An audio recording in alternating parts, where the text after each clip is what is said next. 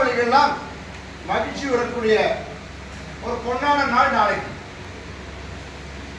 நமது பெரியவர்களுக்கெல்லாம் கிடைக்காத ஒரு பாக்கியம்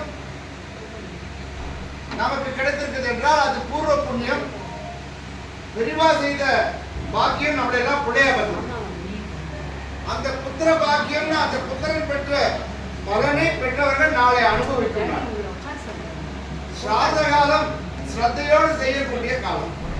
அந்த ஸ்ரார்த்தத்தை நாளைக்கு நாம் ஆரம்பிக்க போறோம்.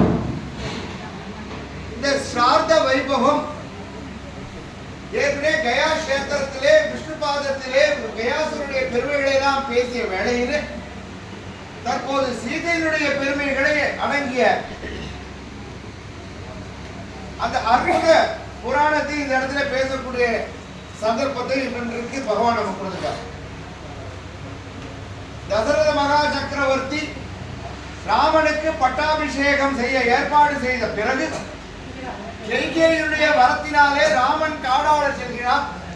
பரதன் அதனால் தசரதர் அதனாலே மோட்சத்தை அடைகிறார். பிற்பாடு பரதன் சித்திரகூடத்துக்கு போய் ராமனை பார்த்து அண்ணாவை அழைத்து வந்து அப்பாவுக்கு செய்ய வேண்டிய ஸ்ரத்தையான காரியங்களை எல்லாம் முடித்து திரும்பி ராமன் சென்று சித்திரகூடத்திலே வாழ்கின்ற 11 வருட காலத்திலே இந்த கயா கஷேத்திரம் வந்து அப்பாவுக்கு ஸ்ராத்த திதி செய்கிறார். அப்போது சீதையும் லட்சுமணனும் அழைத்துக் கொண்டு இந்த பல்குனி நதி வழியாக கயாவிலே இருக்கும்படியான இந்த பல்குனி நதியிலே வழியாக வருகின்ற போது ராமனும் லட்சுமணனும் சீதையை ஓரிடத்திலே அமர செய்து நாங்கள் போய் சாதத்துக்கு தேவையான பழ வகைகள் காய்கனிக வகைகள் முக்கிய சமிதங்களை எடுத்து வருகிறோம் என்று அவர் 2 பேரும் புறப்பட்டு போறார். அவ்வாறு புறப்பட்டு போகின்ற போது சீதை ஒரு இடத்துல உட்கார்ந்து இருக்கா. அப்போ அந்த காலத்திலே சாத காலம்னா பித்ருக்களே ஓமகுண்டத்திலேருந்து வெளியில வருவான் அந்த காலத்துல. இப்ப நமக்கெல்லாம் தெரியுதுலே சூட்சமம், காரணம் கலிகாலம், அதனால சூட்சமத்துல வர. அதனால நம்பிக்கை இல்லாத காரணத்தினாலே இரண்டும் பகுத்தறிவுன்னு உட்படாத சிந்தையினாலே நம்ம தமிழகம் கெட்டு போன காலத்தினாலே இன்றைக்கு அந்த ஸ்ரத்தையிலே கொஞ்சம் குறைவு ஏற்பட்டு போச்சு. காரணம் அந்த சூட்சமத்தை உணர சக்தியை இழந்து விட்டோம். தமிழகத்தில் தான் அதிகம். அந்த ஸ்ரத்தையை நமக்கு கொடுக்கிறது அந்த ஓமகுண்டத்திலே வரக்கூடிய அந்த பித்திருக்களை நாம அறியாலே கொஞ்சம் ஸ்ரத்த குறைஞ்சிருக்கு. இப்போ அப்படி சீதா தேவி அமர்ந்து கொண்டிருக்கின்ற பல்குனி நதியிலே தசரத வர பல்குனி நதியிலே அம்மா எனக்கு பசிக்கிறதுக்கு எனக்கு சாதம் போடுறது மாட்டு பொண்ணை கேட்கிறார். பெண்களுக்கு சம உரிமை பேசும் பெண்கள் எல்லாம் தெரிந்து கொள்ள வேண்டியது பெண்களுக்கு சம உரிமை அந்த கால ராமாயண காட்டிலே கொடுத்தாச்சு.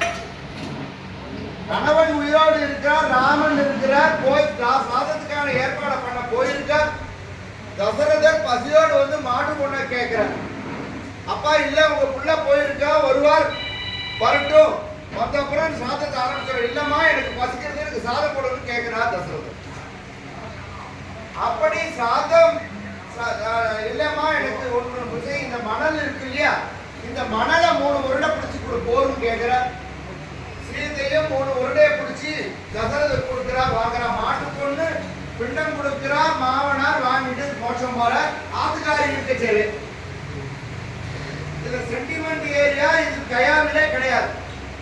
யாராவது நம்முடைய ரத்த சம்பந்தங்கள் எது வந்தாலும் அவளுடைய கர்மாவை எதையாவது ஒரு ஜலத்தை விட்டுட்டா அது மோட்சத்துக்கு போய் சேர்ந்துருவானா. பண்றது செத்து போனவாளுக்கு, இருக்கிறவாளுக்கு யாரும் பண்ணல. எல்லாரும் என்ன பயப்படுறா, இருக்காளே அம்மா ஆத்துல இருக்கா, அப்ப நம்ம எப்படி பண்றது, அம்மா போனப்புறம் வரேன், அம்மா போனப்புறம் வரேன்னா இவாளே போற நாள் வந்துடும், சாதம் நின்று போயிடும், கயா சாதம் நடக்காது. அவன் யார் எப்ப எங்க சந்ததிகள் வருகிறதோ அந்த காலகட்டத்திலே அவ சிராதத்தை ஸ்ரத்தையா பண்ணிக்கணும். அப்படி இந்த கஷேத்திரத்திலே வந்து சீதா இடத்துல சீதை இடத்திலேயே மாட்டு பொண்ணு கிட்ட வாங்கின. மாட்டு பொண்ணு வாங்கிட்டு கையில வாங்கிட்டு தசரதர் போன பின்னாலே ராமனும் லட்சுமணனும் 2 பேர் வர. சீதை சொல்றா உங்க அப்பா வந்தார், பசிக்கிறதுனா பிட்டம் கேட்டார், வாங்கிட்டு போயிட்டார். ராமன் நம்பல. இது ராமன் எப்படியாப்பட்ட சத்புருஷன், சீதை எப்படியாப்பட்டவள் எல்லாம் பெருமாளும் தாயாருமான அவள் பொய் சொல்வாளா இல்ல பொய் சொல்வான்னு ராமன் நம்பலாமா? உண்மையிலே இவர்கள் 2 பேரும் கலந்து நடந்து சேர்ந்து நடத்திய நாடகம் இது. வருங்காலத்திலே நம் சந்ததிகள் மோட்ச வழி அடையணும், பிறக்க போற கலியுகத்திலே பிறக்க போற ஆத்மாக்கள் எல்லாம் மோட்ச கதியை அடையணும்ன்றதுக்காக ராமனும் சீதையும் சேர்ந்து நடத்திய நாடகம். நம்பாமல் சீதையை நம்பாத மாதிரி ராமனும் கணவன் நம்பலையேன்னு அதை சாட்சிக்கு கூப்பிட 5 பேரை சாட்சிக்கு அவள் கூப்பிடணுமா? அவள் சீதையை கூப்பிட வேண்டிய அவசியமே இல்லை. ஆனா கூப்பிடுவது போல ஒரு பாவத்தை 5 பேரை சாட்சி கூப்பிடணும். இங்கே 5 பேர் சாட்சிக்கு இருந்தா இவன் 5 பேர் தான் எனக்கு சாட்சி சொல்லணும். அவள்லாம் இதெல்லாம் பார்த்தான்னு சொல்லி பல்குனி நதியை கூப்பிடுறான். முதல்ல பல்குனி நதி வந்து அம்மா எனக்கு தெரியாது, இந்த தெய்வ சட்டையிலே நான் வழியா விரும்புறேன்னு மனசுல நினைச்சுட்டு எனக்கு தெரியாதுன்னு பல்குனி நதி. அந்த பக்கமா ஒரு பசுமாடு போயிட்டு இருக்கு. பசுமாடு அந்த காலத்துல பேசும். அந்த பேசுறதுனால அந்த பசுமாடு எனக்கு தெரியாது. அங்கே துளசி இருந்தது, அந்த துளசியும் எனக்கு தெரியாது. அந்த பக்கமா ஒரு பிராமணன் போயிட்டு இருக்கான், அவனும் எனக்கு தெரியாது. 5ஆவதா இருக்கிற அக்ஷயவடம் மட்டும் சொல்றது, ஆமாம் தசரதர் வந்தார், பிண்டம் கேட்டார், வாங்கிட்டு போனார். சீதாதேவி கொடுத்தா வாங்கிட்டு போனார். மகிழ்ந்து போனாலாம் சீதாதேவி. உடனே சொன்னாலாம், எனக்கு சாட்சியாக வந்த அக்ஷயவடமே, உன்னுடைய அடிவாரத்திலே யார் பிண்டம் போடுகிறார்களோ அவருடைய 21 தலைமுறையை முக்தி அடையட்டும் நான் வரம் கொடுக்கிறேன். இந்த வரம் கொடுப்பதற்காக ஏற்பட்ட முந்தைய நாடகங்கள். இந்த நாடகத்திற்கு சாட்சி வராத 4 பேர் யார்? பல்குனி. அந்த பல்குனி நதி நீ எவ்வளவுதான் வெள்ளம் போனாலும் நீ பூமிக்கு கீழே போகணும், பூமிக்கு மேல வரமாட்டான்னு சொல்லிக்கிறான். துளசி அந்த கடை புனித இடத்துலதான் முளைப்பான். அந்த புனித இடத்துல முளைக்க வேண்டிய நீ எந்த இடத்திலும் முளைப்பான்னு அந்த துளசிக்கு ஒரு சாபத்தை கொடுத்தா. பசுமாடை பார்த்தா, நான் உன்னுடைய முகத்திலே வாசம் பண்ண இத்தனை நாள், எப்போ நீ ஒரு பொய்யை சொல்லியோ தெரியாதுன்னு சொல்லியோ உன்னுடைய முகத்திலே வாசம் பண்ணேன், உன்னோட பின்னால உட்கார்ந்து நான் வாசம் செய்வேன். எல்லாம் பசுவுக்கு பின்னாடி போய் பண்றான், பின்னாடி பூஜை பண்றான், பின்னாடி போனா. நம்முடைய தமிழகத்திலே நாத்திகர் பேசும் நாத்திகர்கள் புரிந்து கொள்ள வேண்டியது, இது கயாவிலே ஏற்பட்ட சாபத்தினுடைய விளைவு. முன்னாடி பிடிக்க மாட்டேன், பின்னாடி பின்னாடி ஏன் இருக்கா? பின்னாடிதான் மடி இருக்கு, பசுமாடுக்கு மடி இருக்கு. அந்த மடியில தான் பால் சுரக்கும். அந்த பால் சுரக்குங்கிறது தான் குழந்தைகளுக்கு ஆகாரம். எங்கே மடி சுரந்து பால் கறக்கிறதோ அந்த பால் கறக்கிற இடத்துல தான் அந்த தாயார் இருப்போம். தாயார் தானே பால் கொடுக்க முடியும். அதனால மகாலட்சுமி இவன் புத்தியா அந்த 1க்கு 2க்கு பக்கத்துல தான் போகுது. பின்னாடி வாசம் பண்றான், பின்னாடி பூஜை பண்றான். இது நாத்திகம், பகுத்தறிவு உட்படாத நம்முடைய தமிழகத்தினுடைய கேடுகட்ட செயல்பாடுகளால ஏற்படுற வினை. அப்படி மகாலட்சுமி நான் இங்கே உன்னுடைய முகத்திலே வாசனை மாட்டேன், பின்னாடி தான் வாசம் செய்கிறான்.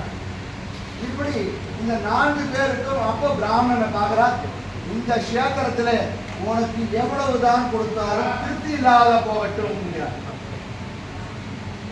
அதுலேயும் சூட்சமத்தை வைத்தால் மகாலட்சுமி. பிராமணனுக்கு திருப்தி இல்லாத போகட்டும்னா அந்த பிராமணன் தான் சாதகை நிறுத்தி அவன் பண்ணணும். எதற்காக அந்த சூட்சமத்தை வைத்தாளானால், அப்படி அந்த பிராமணன் வந்து இங்க சாதம் பண்றான். அந்த காலத்தில் கம்மி யார் வரா தெற்கேந்து இங்க வரதுக்கு அந்த காலகட்டத்துல எல்லாம் ஆட்கள் கிடையாது. யாராவது அத்தி கூத்து வந்தால் சாதம் பண்ணலாம், அவன் வந்து கொடுப்பான். அவன் ஏதாவது கொடுத்தா அந்த பிராமணன் வாழ முடியும். அதனால அவன் திருப்தின்னு சொல்றவர்கள் அவனுக்கு குடும்பம்னு சொல்லி அந்த காலத்துல சீதா தேவி அந்த பிராமணர்களை ஆராதிப்பதற்கு சீதா கொடுத்த வரமே தவிர கெடுப்பது போல அவனுக்கு நன்மையை செய்திருக்கிறார். பசுவை கெடுப்பது போல அவனுக்கு நன்மையை கொடுத்திருக்கிறார். பல்குனியை கெடுப்பது போல் நன்மையை ஏன் கொடுத்தாங்கன்னா, எவ்வளவுதான் மேல வெள்ளம் பிறந்து போனா ஒரு நாள் போயிடுச்சுன்னா இது சாத கைங்கரியெல்லாம் பண்ண முடியாது. அதனால நீ பூமிக்குள்ளேயே போகணும்.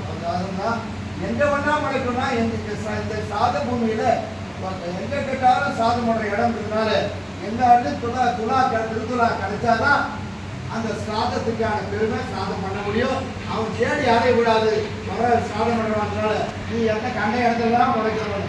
ஆக மரங்கள் கொடுத்த அத்தனையும் சாபம் அல்ல, சாபத்தின் ரூபமாக நன்மைகள் நாம பிற்பாடு பிறக்க போன்ற நம்முடைய ஆத்மாக்களுக்கெல்லாம், நம்முடைய உயிருடைய ஆத்மாக்கெல்லாம் மோட்சகதிக்கான ஒரு நாடகத்தை ஏற்படுத்தினார்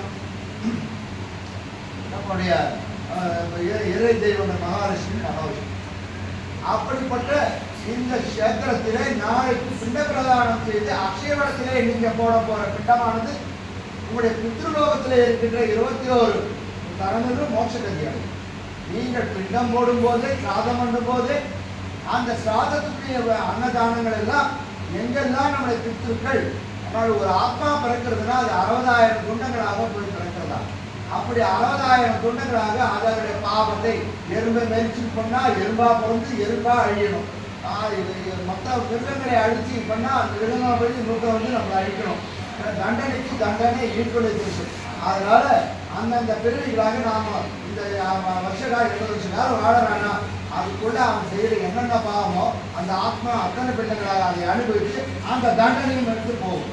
அப்படி எங்கெங்கெல்லாம் நம்முடைய ஆத்மாக்கள் திருவாடி ஆத்மாக்கள் சிதறி கிடைக்கின்றதோ அந்த சிதறி கிடைக்கும் ஆத்மா தவிக்கக்கூடாது. நாளைக்கு பிண்டம் அதுக்கு போய் அந்த பித்ருதேவதை கொள்வாங்க, அதுக்கு போய் அதெல்லாம் அந்த பாவங்கள்லாம் போய் அவர் நேரம் பித்ருலோகம் போய் சேர்ந்துருவான்.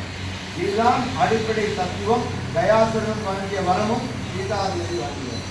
அப்படிப்பட்ட இந்த சிராத பூமியில நீங்க ஆடி அமாவாசையிலே கங்கையிலே தீர்த்தாமாடி உடம்புல நாம் எத்தனையோ பாவத்தை பண்ணிட்டு வாழ்ந்து நாம் ஒரு கங்கையை தேடி வந்தோம். அது வந்து செய்த பாவங்கள் நம்ம உடம்புல இருக்கிற கர்மாக்களை நாம் தொலைச்சிட்டு உடம்பை சுத்தி பண்ணிட்டு சுத்த ஆத்மாவை நம்ம கிளம்பி வந்து சாப்பிட்டு ஆரம்பிக்கும். அதனால ரொம்ப ஸ்ரத்தையா பண்ணி நாளைக்கு பெரிவாளை ஒப்பேற்றி எல்லாருக்கும் உலக சுயமம் நல்லா இருக்கணும்னு பிரார்த்தனை பண்ணிக்கணும். அவாவா பெரிவாளை நினச்சிக்கணும். சிராதம் பண்ணும்போது ஆத்துக்கார் சிராதம் பண்ணாங்கன்னா பொன்னாடிக்க பக்கத்தில் உட்காந்து அவள் செத்து போனா கூட குடும்பத்தில் என்னென்ன விசேஷங்கள் நடந்ததோ, யார் யார் கல்யாணம் ஆச்சு, யார் வச்சு பிறந்தது, ஆற்றுல மாமியார் வச்சா எப்படி அளவலாகமோ எப்படி சண்டை போடுவோம் அந்த மாதிரி கூடாது. அது நல்ல ஸ்பிரிட்லையும் பேசி கண்டையே போட்டுருந்தாங்க மாமியார்கிட்ட நல்லபடியாக பேசியிருப்பான். அந்த நல்லபடியாக பேசுகிற முறையிலேயே சண்டை கிட்ட போடுறாங்க. அப்படியே அழகாக அவள் பேசிட்டே வந்தா சூட்சமத்தில் அவள் வந்து உட்காருவா, சந்தோஷமா கேட்பா, அப்படியாமான்னு கேட்பா. அவளுக்கு அதெல்லாம் நாம் அந்த இடத்துல சாத சொல்லணும். அவன் திருவிழா அது நடுவில் 3 தலைமுறைகள் ஆத்துக்கார் ஏதாவது விட போனால் கூட அந்த இடத்துல எடுத்து கொடுக்க வேண்டிய பொருட்களும் பக்கத்தில் இருக்க ஆத்துக்காரி இருக்கு. அவள் இருந்து அதை எடுத்து கொடுக்கும். அந்த ஸ்லிப் இருக்கு, அந்த தலைமுறைகளை எழுதிலாம் சொல்லியிருக்கு. எல்லாருக்கும் எழுதுறதுக்கு நினைக்கிறேன். அந்த ஸ்லிப்பை பக்கத்தில் வச்சு